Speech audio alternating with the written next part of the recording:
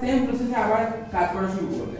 এখানে আরেকটা আছে প্রবলেম হয় যে বায়োমেটার যখন আমার খারাপ হয়ে গেল, ঠিক আছে, এবার আমার হিটার অন আছে, এবার হিটার অন থাকলে কি হয়, আমার ফ্রিজে আগুন লেগে যেতে পারে বা কিছু একটা ঘটনা ঘটে যেতে পারে। এবার তার জন্য কি হয়, থার্মাল ফিউজ দেওয়া থাকে সেফটি প্রোটেকশনের জন্য।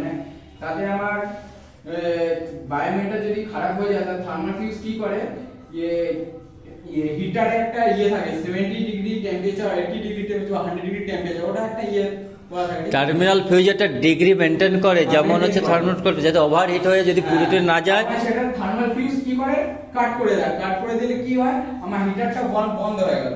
সেখানে কি হলো, সেফটি প্রোটেকশন, সেখানে আমার ফ্রিজের কোনো ক্ষতি হলো না। ফ্রিজটা আমার আবার সে রানিং অবস্থায় আবার চালু হয়ে যাবে যদি ঠিকঠাক করা হয়। আমার সেম রবি কতটা বুঝেছে সেটা আমরা দেখবো এখানে।